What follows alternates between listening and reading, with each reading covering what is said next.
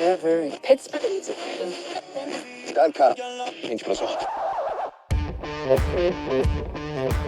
now, fresh off a 30-year break from his life in over-the-air radio, here's the host of the most originally named 15 Years Too Late podcast, JaySapChats.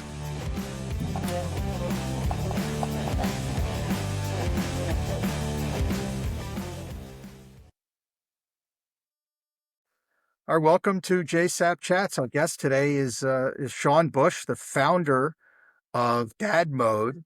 The website's godadmode.com. Is the company name GoDadMode, or is it just DadMode? Or It's just DadMode. Yeah, we are still working on trying to get that domain name. all right. So for now, it's godadmode.com, but the brand name is DadMode, trademark DadMode, Instagram DadMode. Everything DadMode. Look at this. Like, you got a better studio than me. Like, what the hell's it? Like, do you have your own podcast I don't know about?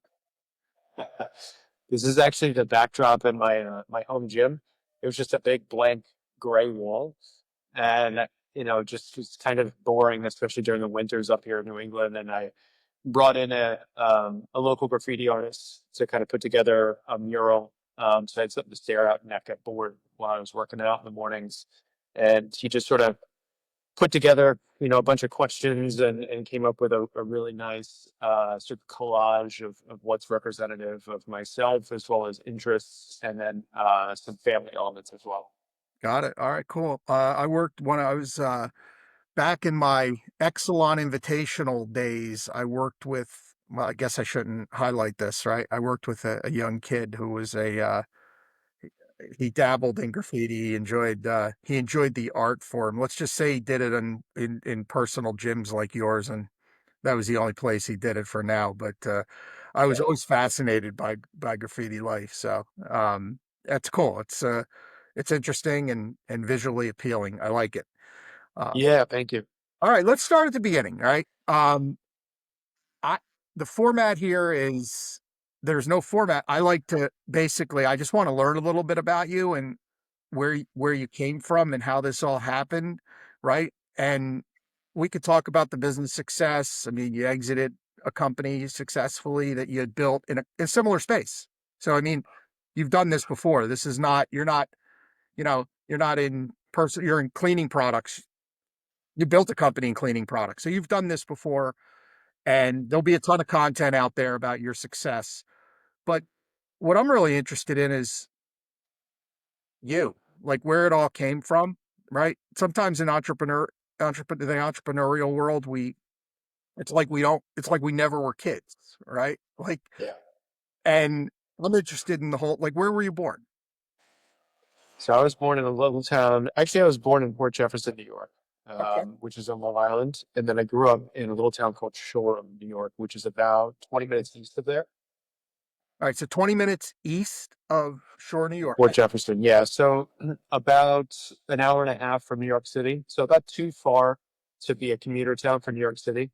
And so it was just a small town of some blue collar, some white collar workers that worked at local businesses.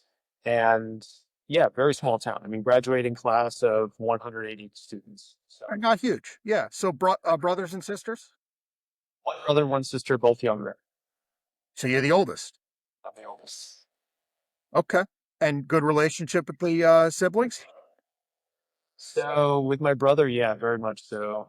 My sister went through a bunch of struggles, and she, been trying to rebuild that relationship for a long time. What's the age gap? I'm just curious. So my sister is 6 years younger. My brother is about 2 years younger. It's hard. I mean, 6 years is a long time. I mean, Yeah. you think about it, right? You're 16, she's 10, you're 18, you're out of the house when she's 12. Like, you're gone, right? And then, so Yeah, not just that, but like when I went to school, my parents sort of started down this path of, poor decisions and ultimately sort of separated and split while she was, in her adolescence, 13, 14, really integral years in my mind. And so, not having great role models, not having very present parents, also just seeing a lot of the sort of that dynamic that, you know, erode from what was used to. I think set her down a path where she wasn't really watched a lot and, given the support that she needed and made some bad decisions. So your parents were together the whole time you were growing up, but then when your sister was like 12, they hit the outs and that was the end of that? Yeah, pretty much. I mean, we sort of just saw it happening when I was sort of in the later high school years, 17, 18. But at that time, like you're kind of doing your own thing. Yeah, you're You're done. hanging out with your friends, you have a car, you're already kind of looking to what's next, which was college. And so I didn't really notice it too much, but I mean, for her, looking back, it was definitely hitting hard. Yeah, what did your parents do for a living? What did your dad and mom do? Entrepreneurs, small Really? business owners. Yeah, yeah. So, my mom ended up buying a very small business that did garden design and maintenance in the Hamptons, and she built that business really through just being an expert. She was not a good business person. She didn't, like doing the books. She didn't like doing the sort of sales reports and all that other stuff. But like she knew gardening really, really well and just really enjoyed it. And was very good at it. Her clients loved her because of how knowledgeable and how detail oriented she was. And then my dad ran, I guess, a business that doesn't exist anymore, a computer repair business. So fixed computers, upgraded computers, mainframes, things that, have all kind of gone by the wayside as technology has improved. Like a retail shop? No, no, he worked with I'd say like small to medium sized businesses to kind of help upgrade their systems and make and I didn't really know too much about it, but that business ended up, going belly up kind of in the early 2000s to a host of different things. Like it's, some of the lessons kind of pulled from these situations are like, having a real pulse on the market and where things are moving. And that's where I saw like my dad had that misstep where he just wasn't paying attention and was, enjoying what the kind of money he was making and was not putting in the hours that he really needed to. And that was a good lesson for me to kind of see, how quickly something can be going really well. And then in the not too distant future, you have employees stealing clients from you and you have business services that are dated and you no longer can market them. And then before you know it, um, your resources dry up. Did you always know you would be an entrepreneur? Like, how did your parent do you like obviously you're, a contemplative guy. Like, do you look back on your upbringing that and think how that influenced you or like positively, negatively? Like, where do you fall on that continuum? Yeah, I think ultimately positively. And I think some of it, you needed to read between the lines and kind of see, like why were they doing these things? Why were they in those businesses? And what sort of drove them to get out of bed every morning, knowing that, we saw a lot of the inner workings of it, right? Like you and I both know there's a lot of blood, sweat, and tears, not an exaggeration, that go into starting and running a business. And a lot of things that people don't see, and a lot of people just say like, oh, well, you drive a nice car. It's like, yeah, but you understand like the sleepless nights and the concern that you have that the business may not be afloat next month and can I pay payroll next 2 months and all these different worries that you go through. But You wired you into know, that with your folks? Like, you actually saw those events and yeah, you yeah, felt that tension and pressure?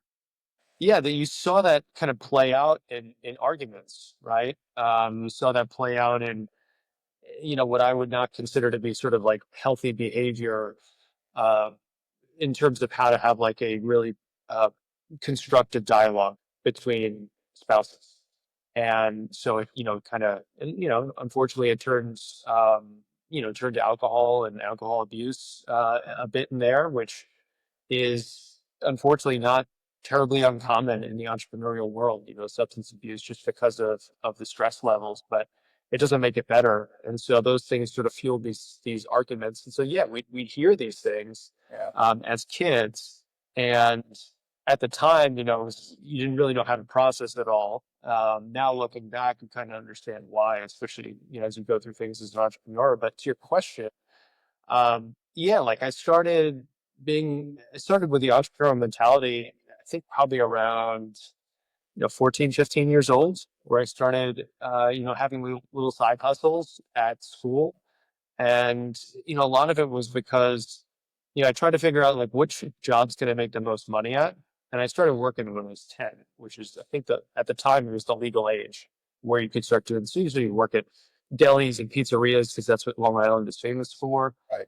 And, then I was a lifeguard for a while because that made good money. But then you're like, all I'm doing is sitting around. I'm not really doing anything. So, I started to find different things and I started to sell, aftermarket car parts to older students in school and Now, like mark the price. hold on a second. How aftermarket car parts, like your dad's in tech, your mom's in gardening, how in the world do aftermarket car parts come into play? So yeah, I think where This is 16 years old, by the way, right? I was like 14, 15 years old. Yeah. 14, 15. Yeah. I didn't even have a car at that point. I was old enough. But the things that my parents said were like, find something you like doing. Hopefully you're good at it. Right. And I think those were the things that I really needed to kind of flesh out was that those are two different things. Find something you're good at, find something you enjoy. Hopefully they intersect. They don't always intersect. Right. And I really enjoyed cars. I love cars. I've always been a car guy. I've always had the posters on my wall. I knew every model of a car for the longest time, and I could pick them out on the road. Every single car that I buy, I'd tell you what it is. And so, there's these kids who are like, hey, how do I make my car look a little bit cooler? Oh, I could put in these blue headlights or, could have these clear corners or different taillights you put on the cars. And, they'd kind of see them, but they were like, this at the time, this is probably this is like the mid to late 90s. Sorry, probably late 90s. Yeah, I It's where mean, late people are still 90s, awake. just from a timing standpoint, I mean, the internet's in its infancy. There's no video on the internet to speak Right. of. So, I mean, sourcing and accessing, I mean, eBay didn't exist yet. Facebook didn't exist yet. I mean, Facebook didn't exist till 2004, 2005, 2006. Like, I mean, it wasn't even a thing. Like, Right. mind blowing, right? I mean, it's only 2025. It's only been around for, I mean, you think about Meta as a juggernaut, it's only been around 20 years. I know. Yeah, I kind of lived through that. I mean, I was in college. I'll never forget, one of those moments where you never forget where you were and how you found out about it. But, got an email about Facebook. It was from the university. And, and then one weekend, people were posting posters on their doors like Facebook ruined my life and I'm going to flunk out of school. And yeah, because everybody got so obsessed with it so fast. You're like, oh, wow. Yeah. But yeah, back to the car thing. I loved cars. I sort of knew the aesthetic desires that people had with their cars. And, there were some wealthier kids in our school, and I kind of went after them as the target market. Like, hey, look, you have a Chevy Tahoe and you want to make it look better. Here's some things you can do. And so I would source the parts and I would upcharge them for the parts. And then I'd install it for them as well and charge for the install. And I sort of became known as like the person to go to for that. And then that sort of like naturally flowed into really my first kind of business, which was car detailing. So when I started to drive, I had the ability to go and be a mobile detailer, and, fill my truck up with all the chemicals and equipment and towels and go out and detail these cars. And yeah, Well, it's very grassroots. mobile detailing is a big thing now, but back in the early 2000s, it wasn't. How did That was how did you come about mobile detailing? Had you seen somebody doing it in another neighborhood, or I mean, was it a fresh idea? I mean, everybody always thinks like you've stolen an idea. Like, you had to have seen it somewhere, right? I saw the detailing. What I saw with detailing was two things. One, it's usually done at the car wash, and it was usually done by somebody that, was trained in a very short course or a very short sort of um, rough process to just, here are the basics, right? So there wasn't a lot of craft involved in it. People didn't really take it personally, and I did. And then two, you're without a car for 8 hours, right? So you're like, oh yeah, drop your car off at the car wash in the morning find a ride home. This is before Uber, right? So taxis out in Eastern Long Island are not exactly plentiful. Yeah. And then, just hope everything goes okay. And so I looked at it from the standpoint of, hey, I can go and do this at people's houses. I don't care if I'm working on weekends. That doesn't bother me. So it's like, if they're going to be home on Saturday morning, I'll go and do it in their driveway. They can keep an eye on me. And, when I'm done, there's no really inconvenience to them aside from, okay, yeah, you can't leave the house unless you have another vehicle, but you could see everything that's going on. Nobody's taking your car for a joyride. And then also I can walk around the vehicle afterwards and say, is everything to your liking? And did I kind of serve you right? But, you know, the way we kind of got out there, the way I got out there, I had a friend kind of working with me at the time, just a little bit, just on a couple of cars, but I mean, you literally make flyers and put them in people's mailboxes in the wealthier neighborhoods, sort of around my area, and yeah, price your prices low to start to kind of get your name out there and to try to find what you're good at, find what people like, really kind of start that feedback loop of, okay, what do people care the most about? Do they care about paint correction? Do they care about their windows not having any streaks on it? You can spend endless amounts of time on all areas of the vehicle, but what are going to make the biggest impacts? And so that's really, what I found was like carpets were the biggest one. Okay. So yeah, because like back then it was just before, weather tech and everything. So every car had just carpet floor mats. Right. And the carpets, and especially in the Northeast, as vehicles get beat on, like get really, Yeah. really dirty. And so, you take these cars with like light interiors and you look at the carpets and the mats and they look terrible. And then you find a way to clean them so that they look perfect when they're done. And people are just like, why did I wait so long to do this? So, So that's where we okay, ended so up. give me the volume. Like, I'm not looking for total numbers, but like, you're doing good business here, like real money. Yeah. Yeah, and I certainly blew away all my sort of like lifeguarding friends. Not in the first summer, but in the second summer, once I Did you started have to really, employees? no, it's just me. It was And just you. that's, yeah, just me. And that's the tough thing about detailing is that what I got into was paint correction, removing swirl marks and scratches and scuffs and like all these paint imperfections that really kind of dull the paint over time. Basically from like running your car through the car wash, which is a very common thing to do. Um, and so, what I focused on was how to correct that, which is a difficult process. It's very time consuming. It's also, it's effectively dangerous, right? Because if you try to overcorrect and be too harsh, you can burn the paint and then you have to repaint a panel. So But is the deal there that it's just a higher volume of dollars for the same amount of time than the actual cleaning? that's right. Yeah. So you just are able to charge more per car, with more paint correction being the focus. And that's really where the business started to head for me, with the downside being that I was the guy. I was the one person that like knew how to do this really, really well. And so the ability to scale that business just wasn't there. Yeah. And for me at the time, you know, I'm not disappointed with it because I met some amazing people and worked on some unbelievable cars. Um, but these people trusted me because I had built a reputation online in sort of the early forms of social media, which was online discussion forums. So I'd be on different car forums and car detailing forums, and people would find me and hire me. And I'd post all my work on there so they knew that I was legit. So, but yeah, when I graduated college and I was still running this business, one of my clients was like, "Hey, do you know how to scale this? Because if not, you better do something else because this is not going to pay the bills, and you're selling yourself short." Was college the only option for you? Were you always sort of on that, like, did your folks like make sure, like, I mean, for me, it wasn't an option, right? My parents were like, you're going to college. And I was like, okay, I'm going to college. Like, I had no idea what I wanted to do. I was totally aimless, but they told me I was going to college. So I was going to college. Did you grow up sort of in that mentality from your folks? Yeah, um,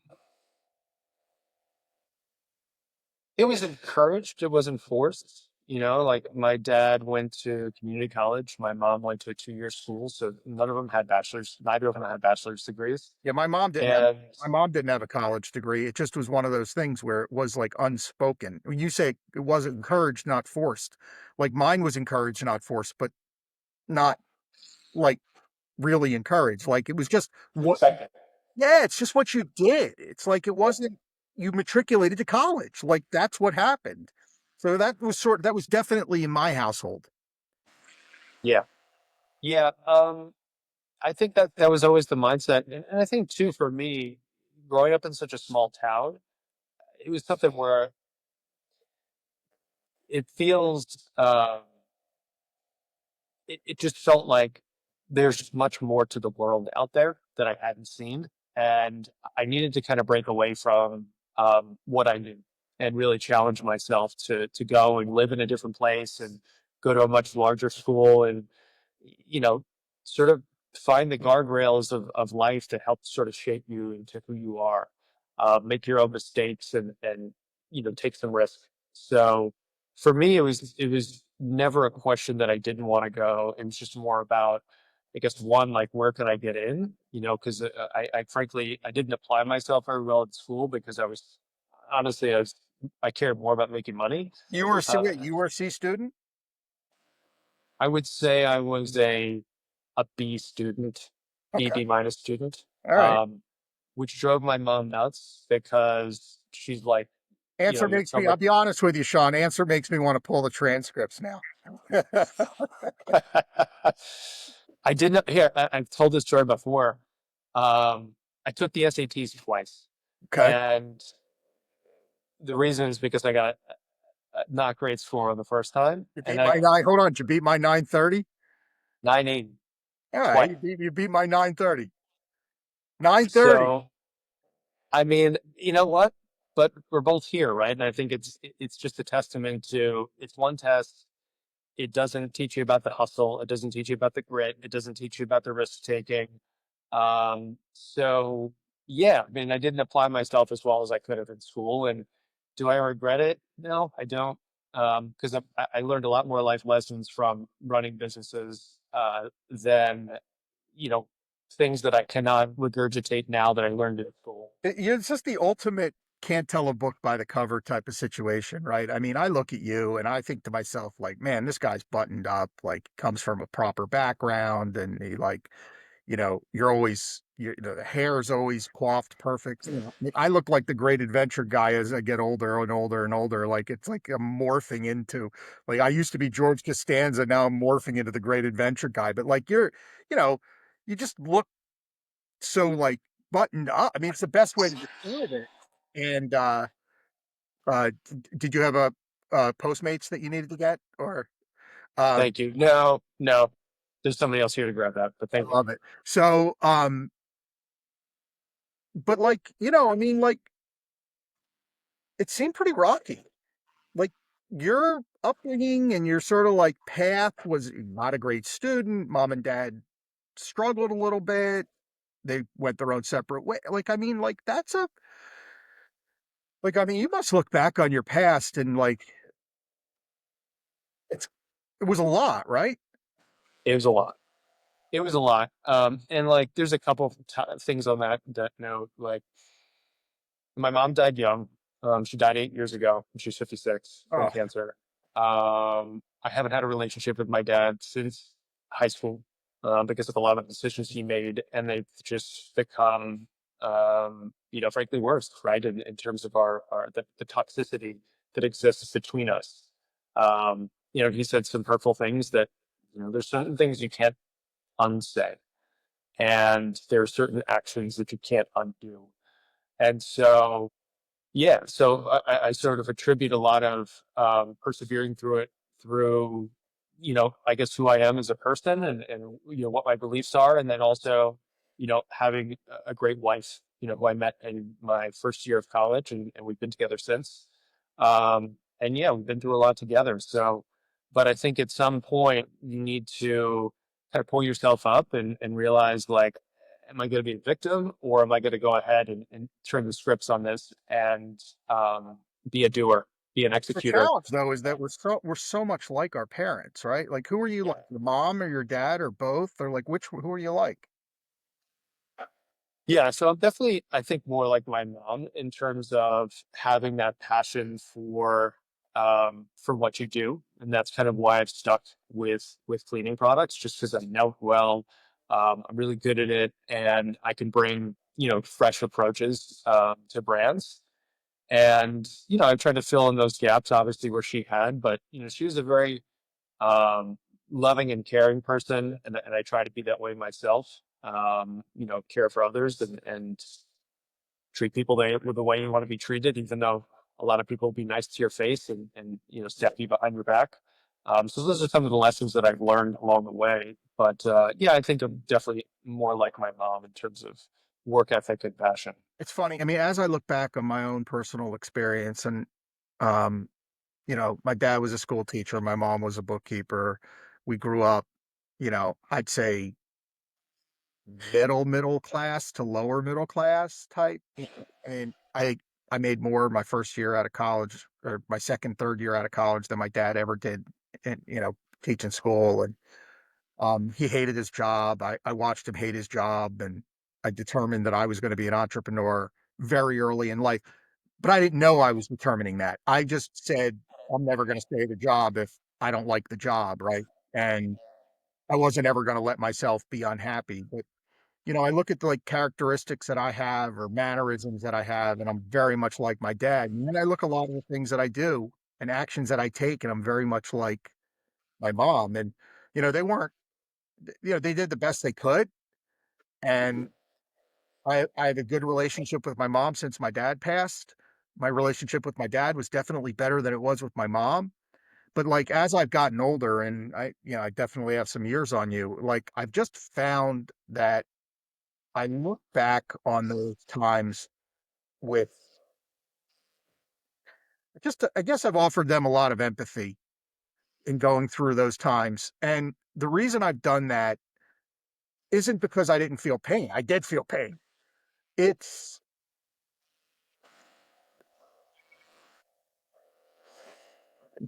sound coming in that's causing me some consternation. Let me just check this real quick. Uh, See if that works. All right. The reason that I do that is twofold. One, I think I'd want it from my own kids because I've done something in the past that has screwed with them, just because I don't think it's possible to go through this experience of being a father without having done that. The second thing, um, is that on your end? Yeah, sorry, so they're just walking by. That's okay. They're gone now. Yeah, listen, this is real life. I mean, this is not, this is not just two guys having a conversation on video. This is not isolated in sound chamber booths. So life happens, all good. Um, but they're just, like I said, they're not going to be like my dad. I was asked a question on another podcast and I answered it poorly because I wish I could go back and answer it again. And the question was, if you were to have dinner with anybody, four people, who would it be? And I left my pop out of it. And I would love to, I'd love to go back and just, one more convo. And I just recognized very late. Hey, hold on one second. Let me shut this down here.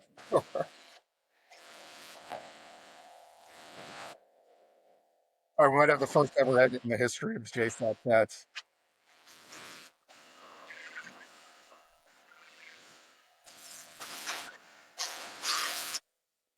Yeah, I don't know if we can have those people firing up chainsaws and garbage trucks and Yeah, listen, this is the first ever, might be the first ever edit in the history of JaySapChats, but that's okay. Um, yeah, no, I just recognize that, uh, times like you never know when they're going to leave. And like your mom passed early, you probably have thought about that a ton. And um, I don't know. That's the way I've chosen to dealt with it. I mean, listen, my mom can be challenging, but newsflash, I can be challenging too. And it's she's changed since my pop passed away. And I think she's gotten a lot softer and you know, a lot easier since that. Um, but yeah, that you know, just so much of Sean is shaped by the environment in which we grow up in. And I mean, I certainly wouldn't be who I am today if if I didn't if I wasn't Mike and Iris's kid. I don't know if that's good or bad, but it's kind of who I am, right? So you don't have to assign judgment to it. It's just kind of who we are. So, well, I appreciate. Yeah, I agree with you. I think, yeah, as you age, you sort of find ways to give it some additional grace to those who may have been difficult to live with when you were younger, but you just realize that the the compounding effects of life events takes a toll on you. Totally. It's impossible for it not to. And some people are the way they are because of, yeah, and they probably went through some shit. And that's And nothing changed. Listen, and it doesn't have to. And look, I'm not saying like, you know what I mean, like make amends. This is like that's not my message. I'm just saying that like, as an adult, we get to dictate our terms with our parents at this point, right? I had like biggest struggle I had with my mom and dad, frankly, was every time they visited us, they wanted to stay with us, and my wife doesn't like people staying with us. It's just that's the way she was raised. And I was always torn between my parents wanting to stay with us and my wife. So it was like this created this conflict with my wife and my parents. And then finally, like a buddy of mine said, listen, just have a conversation with your parents about not staying with you. And I'm like what? Like I've been avoiding it so eloquently by never seeing them. Why would I have a conversation that would allow me to see them? Like I look back on it and I waited far too long to have that conversation. And now when they visit, or when they used to, when they were, my dad was alive, they don't stay with us. And, even over this past holiday, my mom, wanted to stay with us. And I said, hey mom, like, I'm going to put you up a mile from the house in a hotel. And it turned out to be, she had a better time. And, it's like, so I was able to create those ground rules. And really, it just came down to being brave and having courage and saying, like, listen, I want a relationship with you. But if we're going to have a relationship, like, I'm the adult now and this is on my terms. And it's not harsh, but, not everybody's family is Leave It to Beaver. And like, that's just the way it is. So, yeah, those tough conversations are critical, and they usually end up being better on the other side of it, as long as you have, you come to it without aggression and you come to it with just some honest transparency. I think that it's like, hey, look, if you want to be part of our life, then like, yeah, they have to put some boundaries and guardrails in place, for these visits. I mean, it makes total sense. And like you said, your mom has softened a bit, so I think it's just more probably one of those things where it just festered over time, and yeah. yeah, it became harder to discuss. All right. So let's transition in your journey. You go to Quinnipiac That's right. and you're a teak. Yep. I have a couple buddies who are teaks. No judgment. You're right. But like, you definitely have the go mode in your mind because you're not just a member, you become the president, right? Okay. So that's sort of the theme now for everything you do, is that you're asserting yourself into leadership positions. Is that you owned your own business as a 14 and 15-year-old. You started detailing business. You run that through college, right? So founder, you join a fraternity, president, team's evolving here, right? Yeah, I have a hard time with balance. When I go into something, I go into it in a big way, and yeah, there's not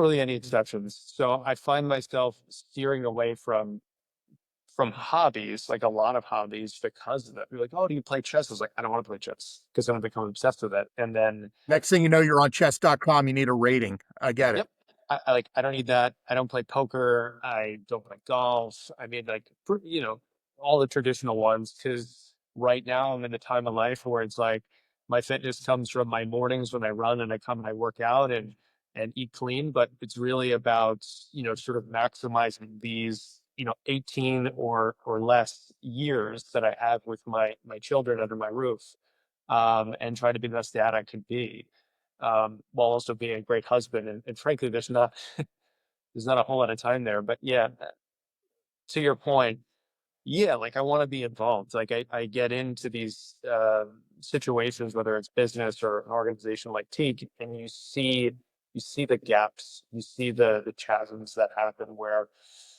like this could be better. We could be doing a whole lot better. There's a lot of improvements that can be made here. And that for me is pretty invigorating to kind of come in and solve for problems that exist, and sort of find ways to get there. And then along the way, as like you meet some great people. It's not without its challenges, but like you sort of uncover people with similar mentalities, and it's like putting together a dream team when you have some great people working on the same project. Yeah, it's funny that you uncovered your own foils, right? So, I mean, my story's pretty open. I've shared it with folks. I've 28 years in recovery, and I'm like you, where I don't have I don't have a moderate. My wife will say to me, "Why don't you just moderate?" And I'm like, "I don't really know what the word means. Like, can you define it? And you know, can you tell me how to do it? Like, I could, I'm just not great at it, right? And you figured that out very early. Listen, my dad was, you know, racetrack 5, 6 nights a week, took me to the racetrack 5, 6 nights a week. That's sort of what my upbringing was. Um, and, went to college at UNLV, so figure it out. Um, but, now I lead a totally, for the last 28 years, I've led a totally different life. But you mentioned you had some of that in your history and you noticed that pattern in yourself, right? It's just not uncommon for entrepreneurs to have an addictive personality. I mean, it's like it it sucks, but it's part of it almost it's not required, but it seems like it's evident for the most part. In a big way. I think it is. I You drink? Not really anymore. No. Um, I I So you try to really just behave in this black and white manner because of your personality style. yeah, I like that the drinking thing is an interesting one. Like, I've always been very respectful of it. My wife has sort of been a great rudder in that respect, where yeah, it's like 2 drink maximum. And it's more about, I have a lot of alcoholism and drug abuse in my family, Yeah. direct family and extended family. And so I know that it's more prominent and more likely to happen with me. And then frankly, it never became a problem. It just became just a bad habit as I was wrapping up my time before we sold Puracy, where yeah, it just became a habit. You came home and you had some bourbon to kind of wind down from the day, and then you sort of realize like, what am I doing? And so, yeah, so now it's few and far between, and that's been really good. It's been all positive. If bourbon So was the only alcohol left on earth, I wouldn't feel compelled to drink it. yeah, I mean, that is the worst. I mean, I couldn't even imagine. I know there's connoisseurs and I know people love it and they collect it and like, ugh, yep. not my deal. I know. We have a bar in our house here, because we just moved last year. And the house came with a bar, like a really cool looking one, and we kind of filled it because we felt sort of compelled to fill it. I've had like 2 or 3 drinks here in the past year. Um, it's just not part of Yeah. the daily habit anymore. And so, I'd rather wake up feeling great is really the big thing. And then, you Yeah. No, start to alcohol kills the waking up and feeling great. I mean, it's it just like kills it. And then it productivity. really, I think for me too, back to the dad thing, where it just, the more you drink, the more you borrow from the next day. And, with kids, young kids, my kids are early still, and they're 5 and 8. I mean, they're up at 6:30 every day, and so I have to wake up an hour earlier than that to sort of get a jump start on the day. But you find yourself being short, and you find yourself being terse with them, and then you kind of ask yourself, "Well, why? Like they're kids, and they're allowed to make noise and have fun, and so yeah, it definitely kind of changes your mood a bit. So I've kind of reframed my relationship with it, and it's definitely much more as a accentuation to certain social events, but it's always very much in moderation. And for me, that's been a good move So overall. okay, so we got the personality traits through college, but you get out of college and like you're Mr. Traditional, right? You go like the corporate of all corporate. So here you've had this background that's like Sean's going to be an entrepreneur, and you've gone, and then you go the like for what a good 6, 7, 8 years. You go like, or did you have a side hut? Like, tell me about the beginning of your career because I look at it on paper and I'm like, wow, like you went the corporate route to start. Yeah, it's an interesting story, and that's something like I could really put on LinkedIn um, without. I don't know. Maybe I could. You could tell me if I should put it there. So I kept my business going through college. I worked on weekends to kind of help put myself through college, and I graduated. Didn't know what I wanted to do. I was getting pushed in a couple different directions from like, my father-in-law, my now father-in-law, and, just some people who are kind of mentors to me. And my one client down in Greenwich, was detailing his cars and became very friendly with him and his wife. And he's like, look, you got to either scale this thing or get out.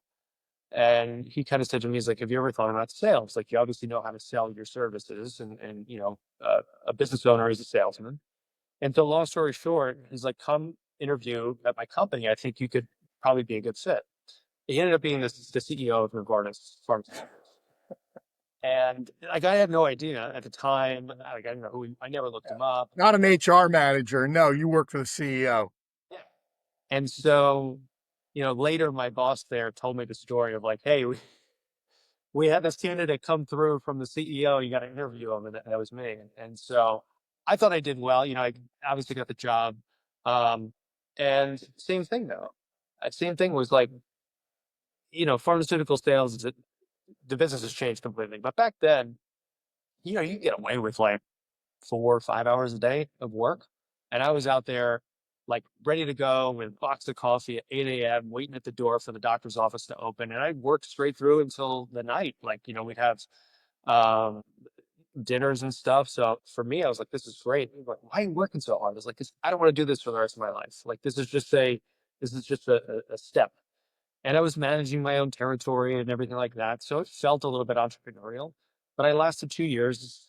Got out of it because one of my top clients, my doctors, was like, hey, you got to get out and get into medical devices. It's way more, more lucrative. And it's also just a lot more um, sustainable into where things are going with pharmaceuticals. And I love that job. It's probably my favorite jobs. Going and selling surgical equipment, like actually coaching doctors through how to use this. You're like, who am I? I'm a car detailer, teaching you how to use these surgical devices, how to implant them into patients. I think in Um, some ways entrepreneurs always figure out like that, we talk about imposter syndrome. yep. And the imposter syndrome amongst entrepreneurs is a big deal because so many of us have it.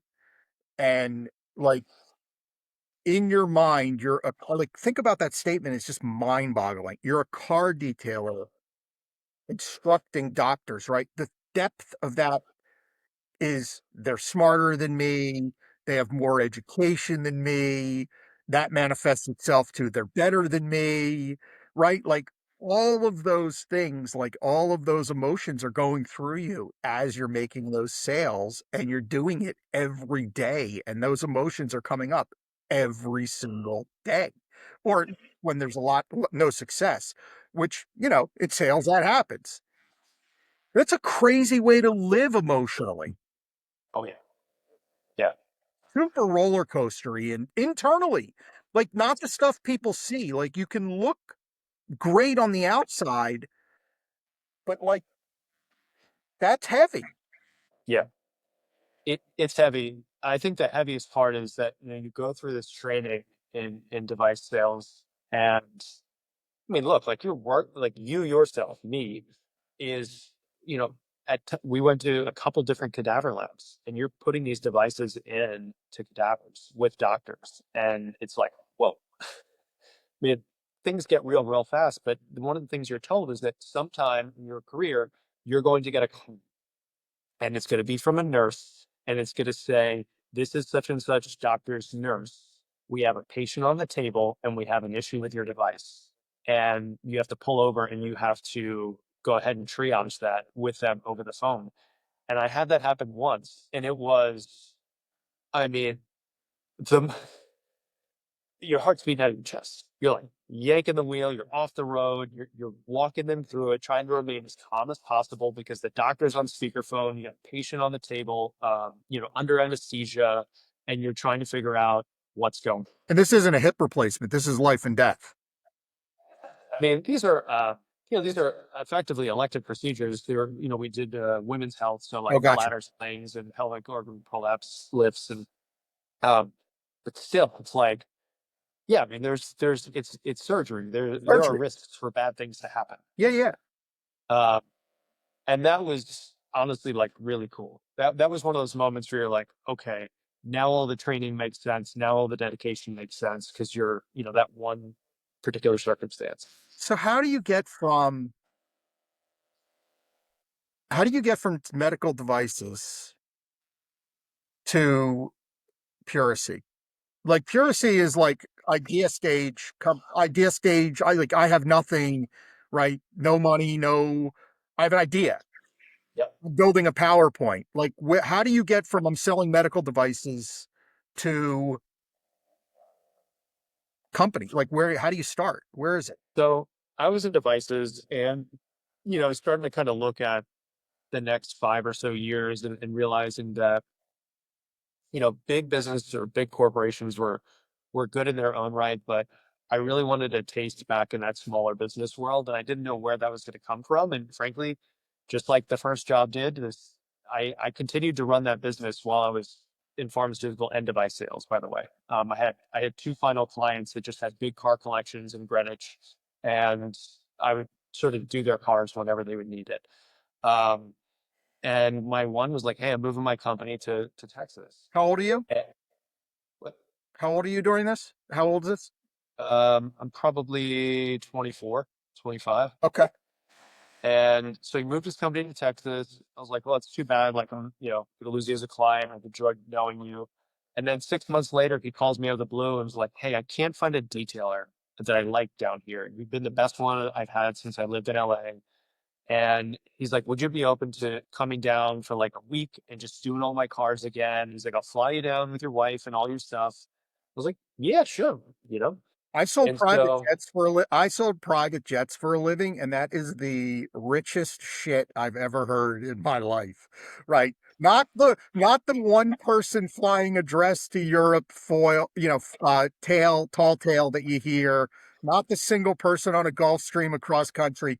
Flying your auto detailer down yeah. here, down Oh, to yeah. this. That's the richest thing I've ever heard, Sean. Congratulations. It was crazy. Like, You just I sent all, he's like, here's my UPS number, send all your stuff. He got us first class tickets down, my wife and I. We stayed with him and his girlfriend. And like each day he'd go to work, and each day I'd do a different car. And then at night we'd all go out to dinner together. And I was like, this is the coolest thing ever.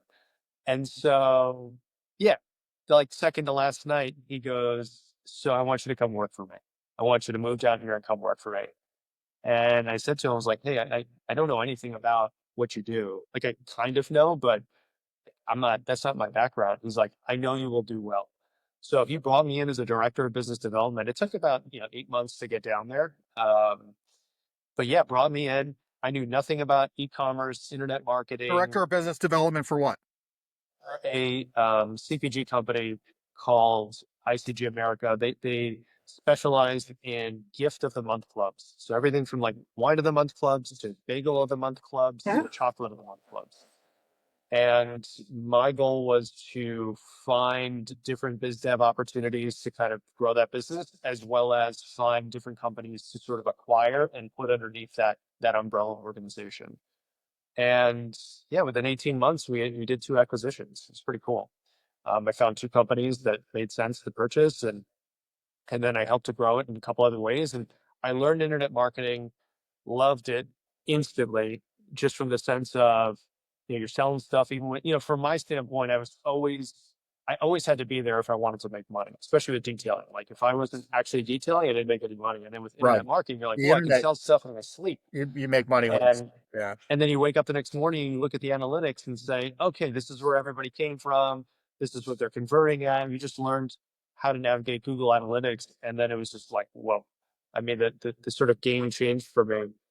But yeah, I mean, 18 to 24 months, my deal flow dry, and I got real bored. And I was looking for another job. And then my neighbor at the time was, he's like, hey, I'm thinking about investing in companies. I'm running a company now. It's a e-commerce financial newsletter company. And he's like, I don't want to be an operator, but I'm looking to fund something. So we came up with this idea because we were both starting families and we were both evaluating what we were using in our households. You open up the cabinets and it's like, hey, what am I using for laundry detergent? What am I using for soap? And you realize you're using some fairly toxic stuff. And, we started to catch wind of what Jessica Alba and the Honest Company were doing at the time. And, I said to him, I was like, look, I have background here. Like I developed products when I was a detailer with a lot of different manufacturers in that space. I know how these things work. I know what people want. And I think we can combine that with e-commerce and we can launch on Amazon. Like Amazon is this sort of white space. Is the early days of FBA before even Amazon had ads. Yeah. None of the competitors in that space, even the big brands, were doing anything really exciting. And so, yeah, we put together a business plan, found chemists, found manufacturers. He put up the seed capital, and effectively I ran the company um, from start to finish. Just an amalgamation of all your experiences that you've That's had right. in life. I mean, it's amazing when I talk to entrepreneurs, think about my own story, how I can trace, I'm so glad we went back to your auto detailing days and your car detailing days at 14 and 15, because I hadn't connected the dots. But the minute earlier you told me that you were dealing with all these chemicals in the car detailing space, I mean, let's face it, right? You go inside of a car, you've got an awful problem to try to solve. You put you put one chemical on it, it doesn't work. So what do? You put another chemical on it. You got to try different things. Yep. I grew up in not grew up in college. I was in the dry cleaning business. Like dry cleaning is not throw it in the machine, the perk works, and then you take it out. I mean, sometimes you got to rub things out. You got to really you got to really play around with different chemicals and formulas to get stains out. It's a hard thing. Process to it. Yeah. Well, that makes sense to me. So then you combined your experience early with car detailing, with the salesmanship that you learned from your medical sales and medical device, to your e-commerce experience with ICG, to basically take on Procter and Gamble in a way that they weren't participating at the time, which was Amazon. Yeah. And then the sort of additional layer on that was having gone through, effectively 4 years of pharmaceutical and medical device sales, really having the thing I loved about J&J was their credo.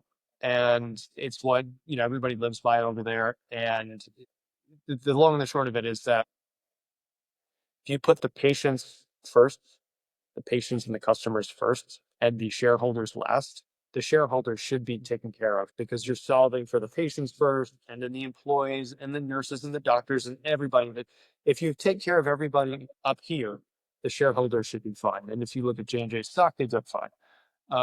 But I love that approach, and they did live by it. And I felt that that was unique for the CPG space, especially in cleaning and personal care, because you had these big faceless companies, and they were all selling in stores.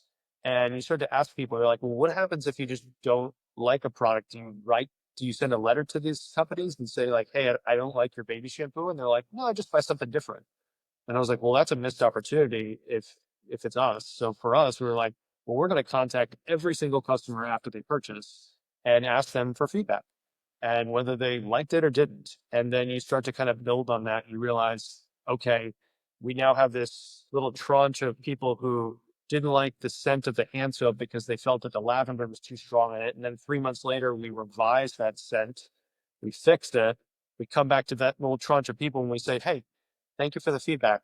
We fixed it, and I'm going to send you a new bottle at no charge. And then you send these 20 people a new bottle, and they're like, wait, you listened? And you actually fixed it? And then, so we started to do that and realized that, we became this very customer-centric company that, that people just became cheerleaders for. And frankly, it was pretty awesome. Like, I know the products are great, but that customer element, really seeing it connect, really seeing people come back and say, hey, this product changed my life because I couldn't find a baby shampoo that would uh, not irritate my child's skin until I found yours. And, hearing these, frankly, many tear-filled conversations from parents to where, a single product has totally changed their bath time routine, which is for young kids, it's a sacred time with their parents. It's a great bonding moment. That's what was really the motivator going through because you're like, you knew that you were making a difference. There's an ad that I recently saw from another company out there in the cleaning supply world, unmentioned. But basically it, it, it talks about and they do a good job of illustrating it, that cleaning actually gives you a better dopamine hit than playing video games, is one of the examples that they use, or other things that you would suspect would give you that feeling of euphoria. Cleaning actually is a euphoric event for people. So go dad mode. Dad mode's the company. GoDadMode.com is the website. Early days. How's the indication so far? We're 3 months in. The products are knockouts, right? I mean, that's my bread and butter is formulation. And what we tried to do with this brand was create, this effortless cleaning experience. How easy can we make these products to use? Because we're catering them to men who I think traditionally um, aren't huge fans of directions. I mean, frankly, that's everybody nowadays. But it's like, how easy can you make this so that it gets everything? For instance, like our stain remover, laundry stain remover. Stain removing is a binary experience. It either works or it doesn't. And that's all people care about. And it's like, well, how easy can we make it? We've made it as easy as you spray it on and you just leave it on overnight at least. And it's going to get the stain out. So there's no scrubbing, there's no special wash instructions. It's just spray on and then just clean it later.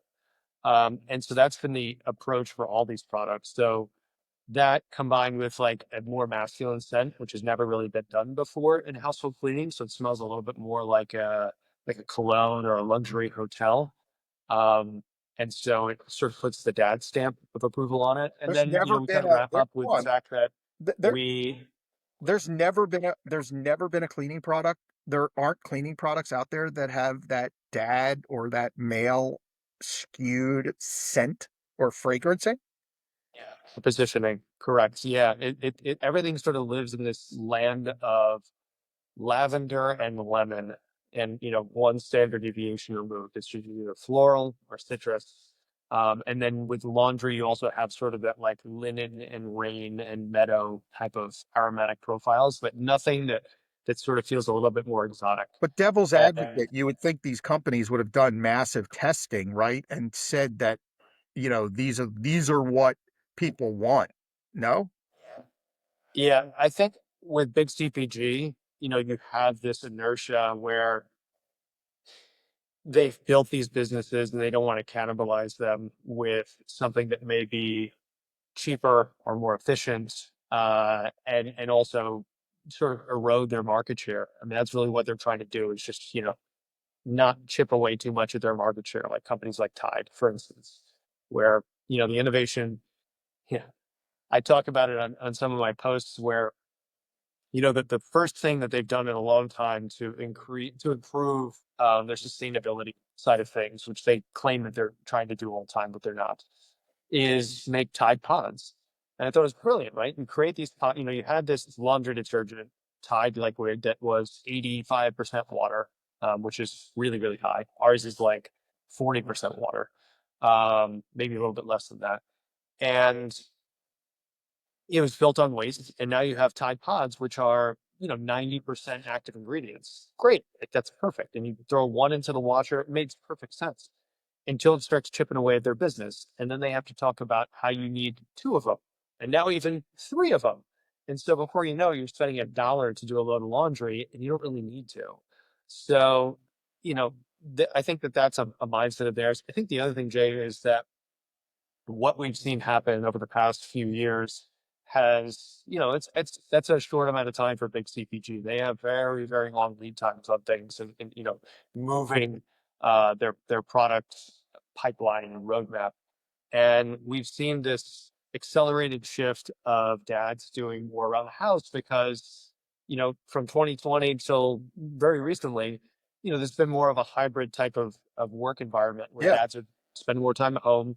Naturally, they're going to have to do more around the house. And so you have this gap in products to where, yeah, things are not really being catered to them. And I think that early indications, as you reference, are that we are seeing a lot of incremental business. Puracy was a brand where we targeted moms, and frankly, that's really what it was. It was 92% women for most of that business life cycle that I was involved in it. And now you're seeing with DadMode where we have almost 60% men. So this is an incremental purchase, which has really kind of peaked up the ears of big retailers because they kind of look at it from the standpoint of those aisles have always been dominated purchasing wise by women. And while, okay, fine, so 40% is still women, but I think a lot of women are buying for their husbands and for their boyfriends and for their significant others, to maybe do a little bit more around the house.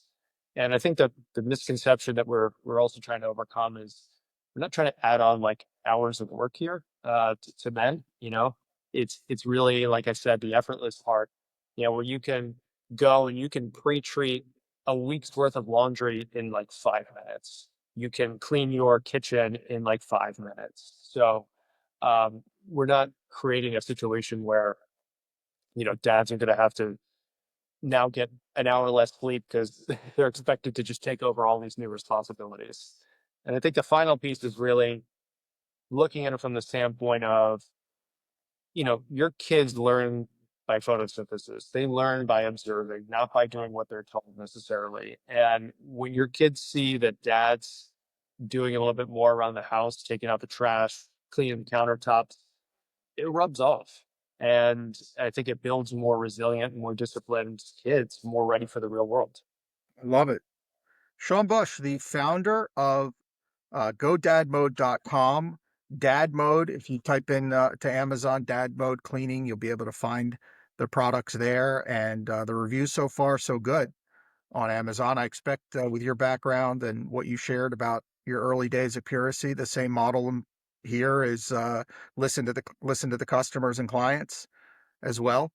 And yeah, look, I mean, I especially enjoyed talking to you to get to learn about you and, your background, and you're a real guy. And, you know, we all have seen these stories of entrepreneurs who have these massive exits or have had this awesome success. And, you just think like it's cookie cutter and, oh, they were always destined for that. And, the truth is you were just a 14-year-old kid looking to figure out how to probably spend a little less time at home, make a little bit more money, get some cash in your pocket, probably get some girls at the same time, and identified a gap. And the gap you identified and the work you got into because of personal interests, uh, you know, 20 plus years later are what you're growing a company in, and a second That's right. second company in. And it's fascinating. And Sean, I appreciate you joining me today on JaySapChats. And yeah, thanks for being here. It's been great talking to you. All right, that's a wrap. And Yeah, we'll be back. We'll be back next week with another interesting guest. So stay tuned.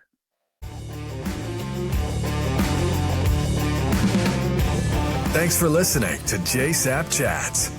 I hope you leave a little bit better than you came. And here's wishing you a beautiful week.